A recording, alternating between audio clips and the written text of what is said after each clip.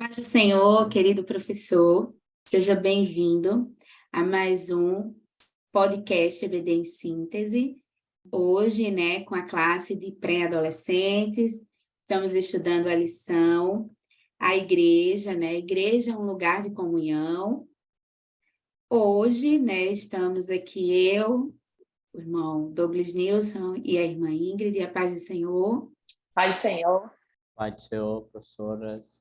Então, hoje estamos com a lição 5, Estamos aqui para conversarmos um pouco sobre ela, que vai falar sobre as ordenanças para a igreja, tá? E o objetivo dessa lição é conceituar, o significado do batismo nas águas e da Santa Ceia, bem como ensinar o que são ordenanças e princípios, e, por fim, demonstrar quais são os principais elementos da Santa Ceia do Senhor, ou da Ceia do Senhor.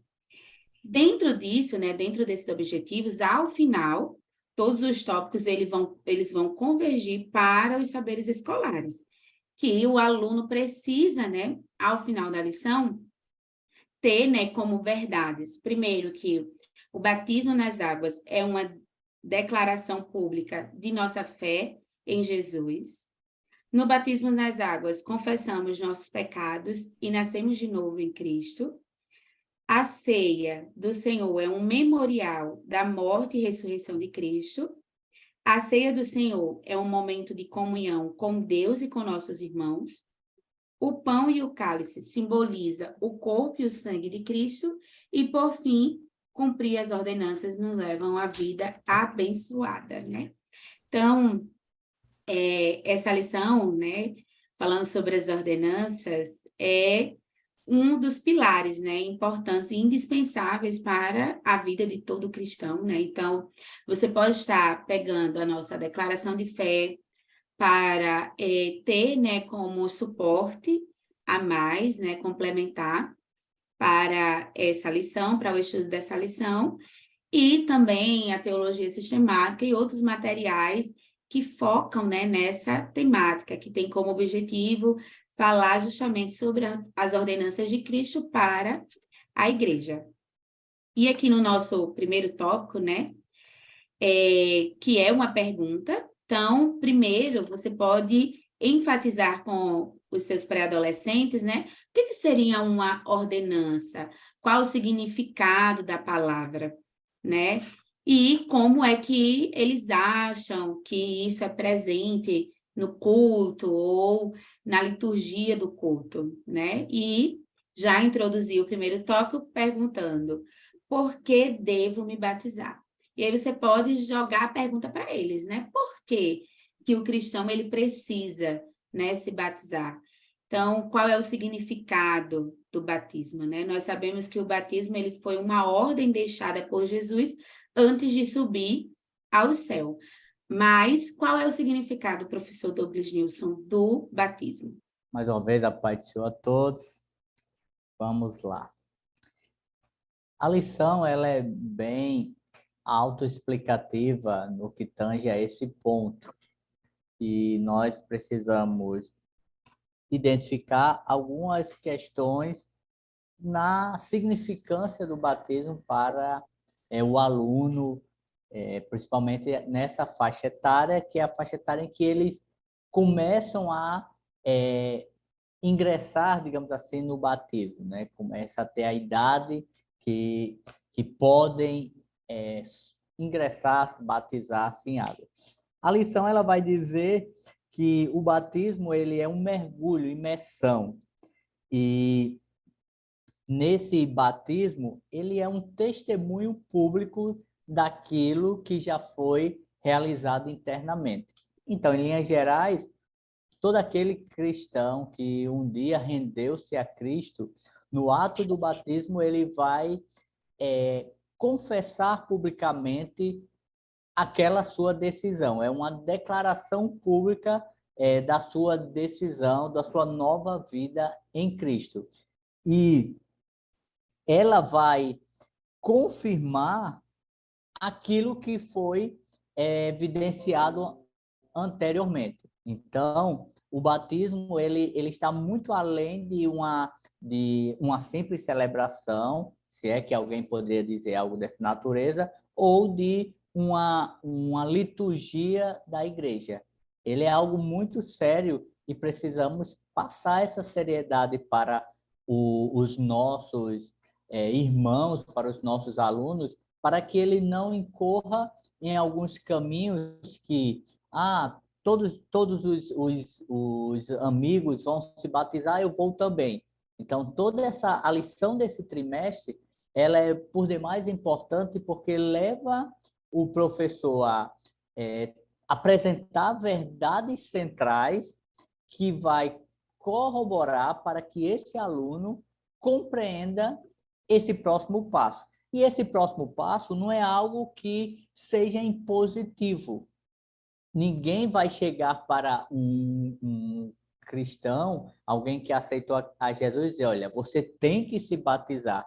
Se o nosso discipulado, o nosso ensino, ele estiver bem embasado, a tendência natural é que esse crente, compreendendo a verdade, compreendendo que o batismo é um mandamento, uma ordenança que o próprio Cristo deixou, e quando eu assumo essa condição, eu decido pelo batismo, eu estou me identificando publicamente com o Cristo que eu sirvo, então, naturalmente, essas pessoas vão ter mais prazer em tomar essa decisão o quanto antes. E aí também, professor, para introduzir esse aluno, né, do por que devemos batizar, ou como seria o batismo, né, você poderia usar a estratégia, né, de levar uma bacia pequena com água transparente, levar um bonequinho qualquer, né, e aí colocar água e perguntar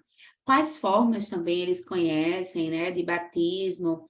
É uma maneira de você até mostrar como se dá o batismo, né, pela imersão na nossa, né, igreja. Então, você pode falar das outras duas formas, né, também que temos. Então, a nível de conhecimento mesmo dele, tá? Então, essa é uma estratégia que você pode usar para introduzir também esse assunto. Pode falar. E só um detalhe, professora, é que o método que nós utilizamos, o método da imersão, além de ser bíblico, porque por diversos comentários temos essa ratificação de que a forma como Jesus se batizou foi por imersão. No início da igreja primitiva, livros históricos afirmam que era o método de se adotar o batismo e também pelo significado. Quando um crente ele vai ao batismo, a simbologia é que ele ele é imerso por completo ali, simbolizando uma vida que morreu para o mundo. E ele vem por completo, significando uma nova vida em Cristo. Então, é importante o professor destacar isso para que não pareça que o método que nós adotamos é um método criado naturalmente, que não tem nenhuma fundamentação bíblica. Temos fundamentação bíblica, fundamentação histórica e fundamentação baseada no significado do que é o batismo. Isso mesmo, né? E por isso a importância de mostrar a eles, né, como se dá o batismo e como, né, outras, né, igrejas praticam, porque eles precisam entender, né? Vejam, eles estão estudando, né, a igreja. Então, se nós temos como base também a nossa declaração de fé, então essa é a oportunidade de mostrar aquilo que cremos, né, a eles. Então, essa maneira de usar essa metodologia é até a forma de mostrar simbolicamente como se dá, né, esse batismo. E, professora Ingrid, qual a relação do batismo e a salvação? E só antes de você responder, o professor pode lançar os tópicos, né, para o aluno como perguntas, porque a forma de tanto introduzir, né, o tópico da lição, quanto você saber, conhecer, ter essa interação com o seu aluno, tá? Pode responder. Exatamente, é bom perguntar ao aluno o que ele sabe sobre aquilo, né? Para ele, o que é o batismo, já foi perguntado. Então, o que seria salvação? Esse batismo já salvaria a pessoa, né? Conseguir saber o que eles compreendem a respeito disso e explicar a diferença. Como já foi explicado, a questão do batismo é uma confissão pública. Então, o batismo ele não garante que a pessoa já está salva, não é o batismo que salva alguém. Mas explicar para o aluno que a salvação ela vem pela fé em Jesus Cristo, né, como nosso Salvador. É você ter a fé, reconhecer que o Senhor morreu na cruz, que ele se sacrificou por nós. A salvação vem pela fé. O batismo é a confissão diante dos homens de que nós aceitamos essa fé, de que nós confessamos Cristo como Salvador. Então, o batismo é uma confissão pública. Como o irmão Nilson já explicou, você mostra que você está morrendo para o mundo, que você abandona aquela antiga vida e você está nascendo para uma nova vida com o Senhor. E é muito importante explicar e frisar para eles nessa idade, né, novinhos, para realmente compreenderem o que é o batismo e tomar essa decisão consciente, e não ir porque os coleguinhas estão se batizando, não ir junto com todo mundo sem a compreensão do que realmente ele está fazendo, né? De que ele confessa Cristo, ele tem essa fé e ele quer mostrar para o mundo, ele quer confessar publicamente através do batismo que ele decidiu seguir esse Jesus, que ele decidiu ser discípulo e seguir essa fé. Há alguns mitos que também o professor poderá apresentar nessa aula, né? Alguns mitos que estão ligados até à mística, como algumas experiências pessoais que não são de cunho coletivo.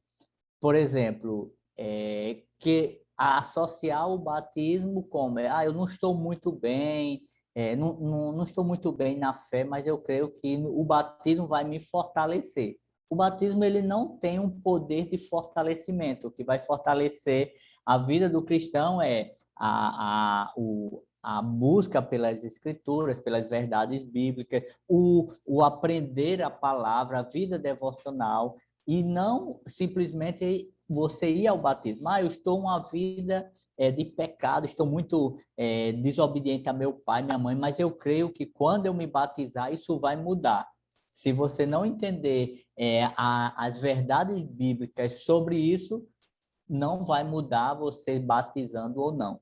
Como também, em contrapartida, muitas pessoas podem associar o batismo, que não é uma orientação oficial da igreja, mas muitas pessoas podem associar o batismo ao ingresso em departamentos, em grupos, em participar de determinadas atividades.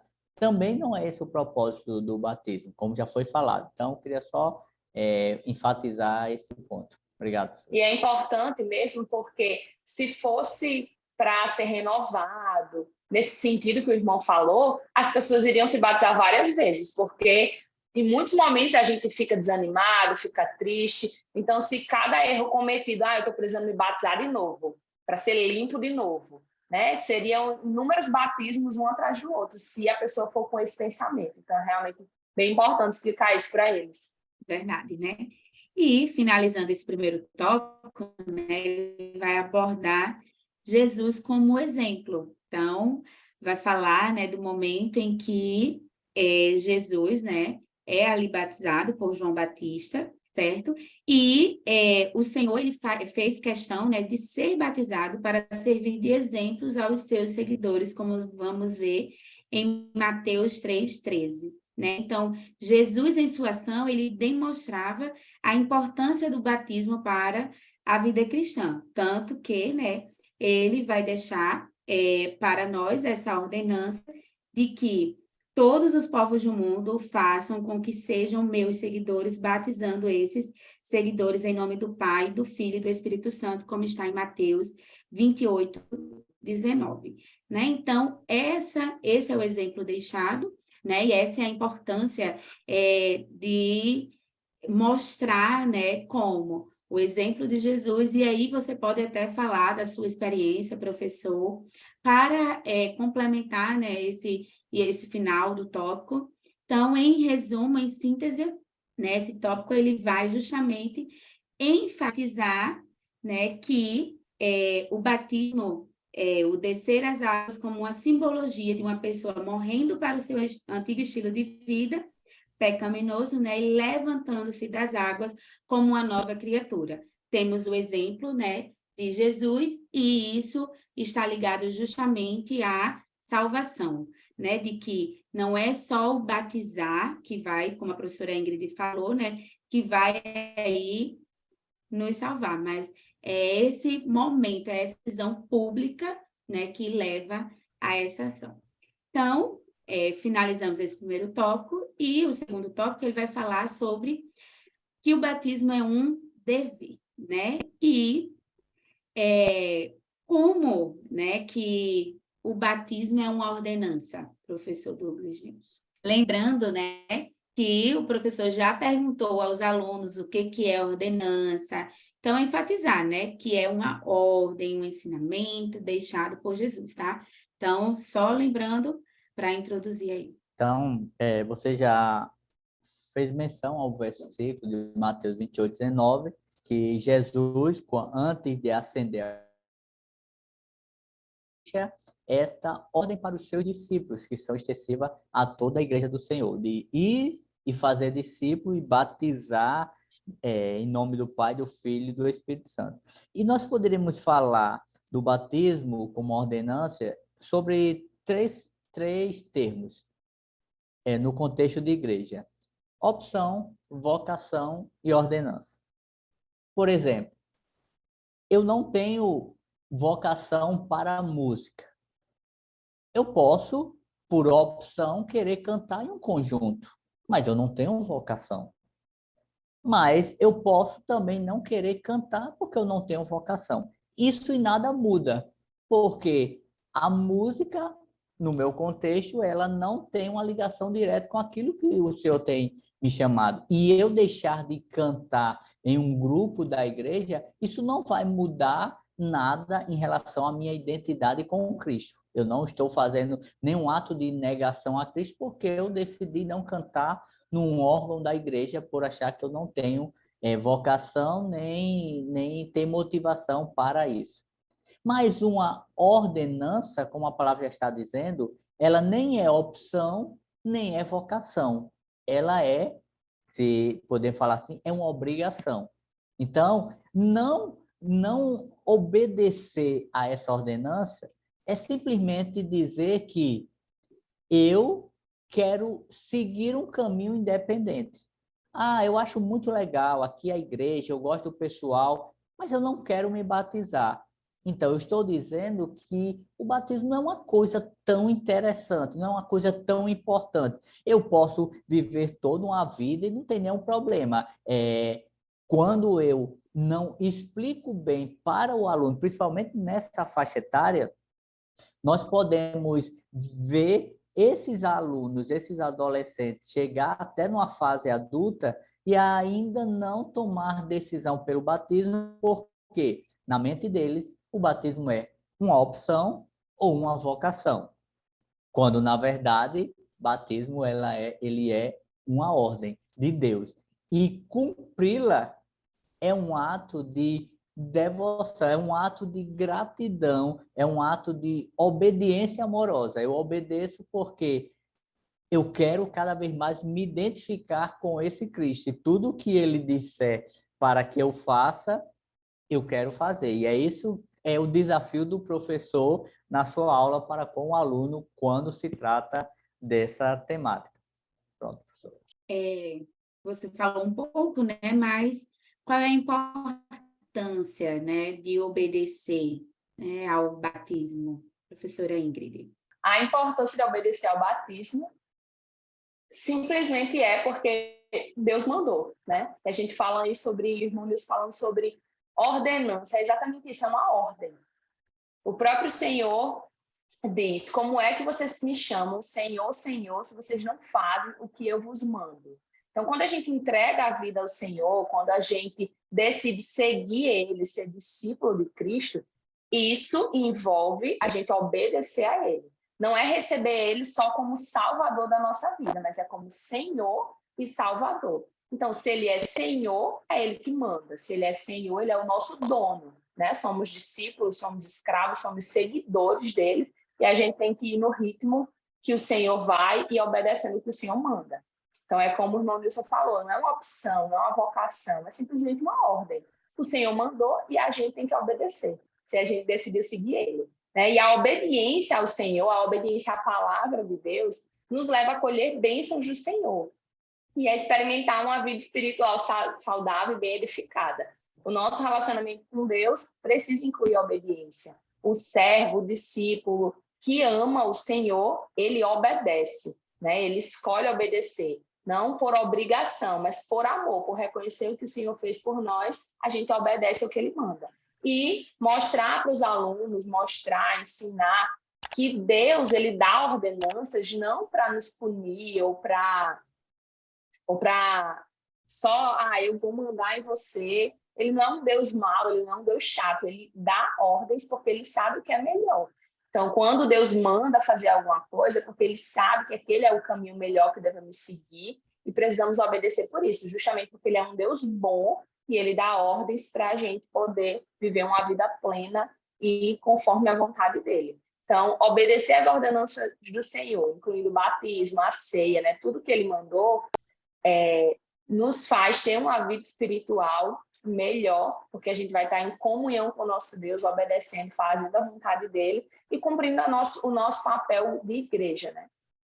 Isso mesmo, né? E como a professora Ingrid e o professor Nilson falaram, né? Vai enfatizar agora no subtópico, né? No C, que vai falar, deve ser pela fé e não para cumprir apenas uma obrigação, como Ingrid, né, já falou. Porque, né? Essa época hoje, né, as pessoas querem viver o seu próprio evangelho conforme o seu próprio coração, seus próprios pensamentos, né? E nessa idade de pré-adolescentes bíblicos, nos quais nós precisamos guiar a nossa vida cristã, né, para viver aí justamente em obediência, uma santificação progressiva. Então, tudo isso depende da nossa obediência integral. E aí, aqui eu quero enfatizar, né, que a obediência integral, ela está relacionada à obediência imediata, como está lá em Números, capítulo 14, dos versículos 6 a 9, e está relacionada também à obediência inteira, que está em 1 Samuel, capítulo 15, do 9 ao 11, e a obediência interna, que está em Provérbios 4, 23. Então, essa é a obediência integral, né? É uma obediência que é uma obediência imediata, inteira e interna. Imediata, porque, se eu disser agora, né, qualquer palavra para, né, o aluno ou para vocês, como um ato de obediência, vocês vão fazer, né? Mas essa é a obediência imediata. Então, vocês não vão me questionar por que você quer que eu faça isso, né? Que normalmente, nessa idade, né, eles têm essa tendência de querer tudo, e por que isso?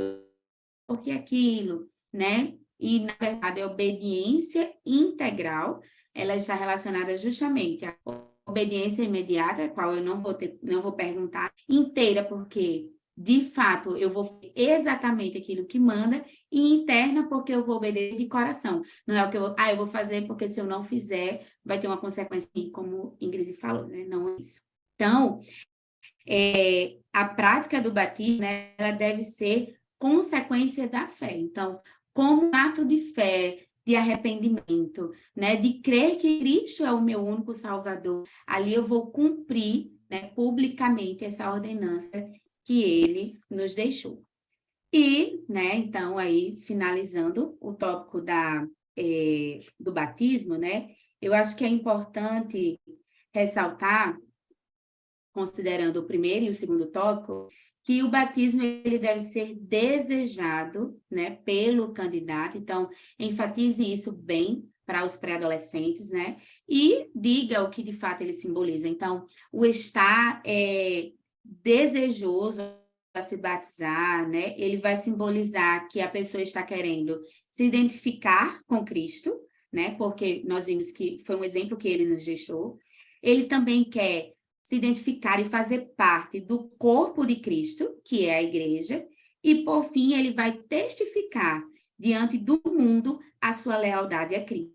Então, para você fechar aí, né, esse bloco do primeiro e do segundo tópico, você pode enfatizar, né, que isso tem que sair do coração, esse desejo, essa decisão, esse ato de fé, né, ele precisa estar caracterizado dentro, né, dessas características, né, dentro desses princípios. E, por fim, o terceiro tópico vai falar sobre a ceia do Senhor. Então, você já pode, de antemão, perguntar, né, aos seus alunos o que é a ceia, né? Ali todos já participaram de alguma forma da liturgia, então eles vão saber, né, ele responder. Mas, professor Douglas News, qual é a importância, né, da ceia do Senhor? Bem, vejamos. A ceia, Jesus, quando ele celebra a ceia em alusão, no período da Páscoa, nos instantes finais do seu ministério terreno, Jesus ele deixa algo para a sua igreja como um memorial. Cada vez que nós celebramos a ceia, veja como é a importância e a grandeza dessa celebração. Porque, por exemplo, um domingo, se pessoas passam por uma igreja evangélica, eles vão saber que ali está acontecendo um culto.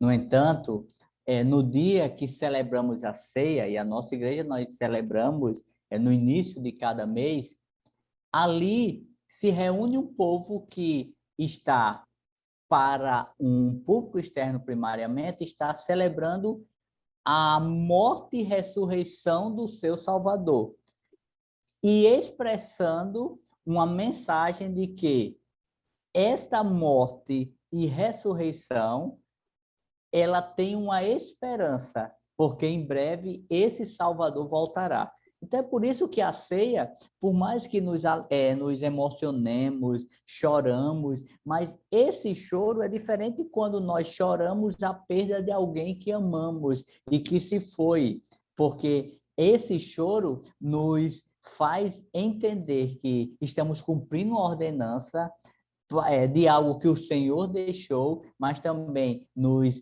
remete a um passado e que revela o seu ato de amor por cada um de nós, nos faz entender em um presente um ato de celebração pelo que ocorreu e nos faz olhar futuramente sabendo que em breve vamos estar com ele. Então, é por isso que a ordenança da ceia é algo que celebramos prazerosamente. E esse nosso aluno, ele precisa entender que não é um culto diferente, onde as pessoas precisam estar caracterizadas de uma forma diferente e tem que estar com um semblante de uma forma diferente. Não, pelo contrário.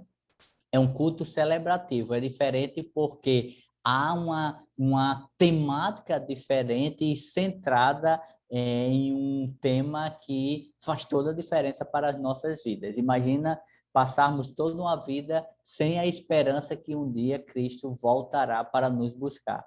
Mas a ceia não. Nós fazemos menção do que ele fez, do que ele está fazendo e do que ele fará. Amém, né? A própria lição vai trazer, né, como saiba mais, né, sobre esse assunto para o professor. Então, você pode estar consultando, né, e vendo mais elementos sobre essa relação que o professor Douglas Nilson nos trouxe, né?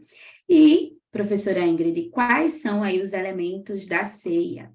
Pronto, isso é uma ótima pergunta para começar a fazer aos alunos, né? Perguntar a eles se eles sabem quais são os elementos da ceia, ouvir as respostas, né? E explicar que os elementos são o pão e o cálice, e o que simboliza cada um. O professor pode explorar do aluno isso, quais são os elementos, o que é que simboliza, para já saber os conhecimentos que eles têm a respeito disso. O pão simboliza o corpo de Cristo, o cálice que a gente usa o suco de uva simboliza o sangue. E algo importante a frisar e explicar para o aluno é que o pão e o suco de uva, né, eles não se transformam literalmente no corpo de Cristo. Então, ali eles não estão comendo o corpo de Cristo. Ah, vou mastigar aqui devagar porque estou mastigando o corpo de Jesus. Não, é uma simbologia. É só no sentido figurado, né? A gente simbolicamente tem o pão como corpo e o suco de uva como o sangue. E um versículo muito importante, que é o que eu acho muito lindo, que menciona aí no tópico A, é que o Senhor disse, façam isso em memória de mim. Então, explicar para o aluno por que ele comer esse pão, por que ele beber esse suco de uva sempre, porque o próprio Senhor disse, o objetivo é que vocês façam, que vocês repitam isso em memória de mim. E é muito interessante mostrar para o aluno que isso é uma prática que vem sendo feita desde a época de Jesus. Então, até hoje, a gente lembra do sacrifício dele, porque temos as Escrituras, a palavra de Deus, né, que nos mostra o que ele fez. O Espírito Santo ele se revela a nós. E também essa prática é para a gente estar lembrando o tempo todo. Não é só um mero costume, não é liturgia do culto, é simplesmente porque o Senhor disse, lembra do que eu fiz. Vocês não podem esquecer. Então, diariamente, o aluno precisa entender que todos os dias ele tem que lembrar do sacrifício de Cristo, não é só uma vez no mês. Pela logística, né, nós fazemos a ceia uma vez no mês, junto com a igreja, né, em comunhão com a igreja, mas esse sentimento de lembrar o que ele fez tem que ser diário na vida de nós, professores, dos alunos, em memória de mim. Né, o que o Senhor fez, vamos lembrar do que ele fez. E explicar que justamente por isso nós nos reunimos, nós celebramos, nós lembramos do que ele fez, do sacrifício dele. Então, essa celebração, a gente usa esses elementos para não esquecer do sacrifício do Senhor, e não só que ele morreu, mas como o irmão Wilson falou, que ele foi para o Pai, mas ele em breve voltará. Então, nós celebramos com essa gratidão de lembrar o que ele fez e com a esperança de que ele voltará para nos buscar. Isso mesmo, né? E quem pode participar, né, da ceia do Senhor, né? Você pode falar que justamente são as pessoas que passam pelo batismo nas águas, né? Então, mas aí volta a ressaltar aquilo que o professor Douglas Nilson falou, né? Que não é porque agora eu quero participar desse momento só para participar, né? Não é isso. Né? São as pessoas que estão em comunhão com Cristo, com a igreja, né? A própria leitura feita, ela é bem incisiva, né? Em examinar-se. Então, é um momento ali em que as pessoas batizadas, né, em águas estão em comunhão com os irmãos e com Cristo e ali participam juntas, né? Desse memorial. Né? Então, e esse memorial nos traz justamente à memória, né, o sacrifício que Cristo fez na cruz por todos nós. Assim, cumprir essas ordenanças é justamente um ato de obediência a Cristo. Né?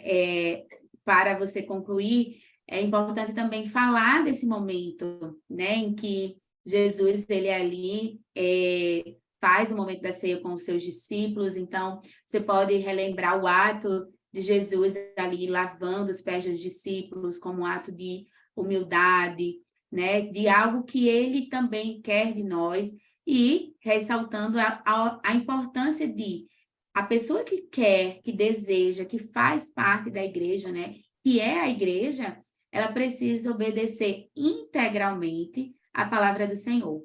E para isso é necessário, né, decidir-se batizar nas águas e assim estar participando desse momento, né, da Santa Ceia do Senhor. Para a conclusão, né, a obediência ela nos leva a desfrutar de uma vida de maior intimidade com Deus.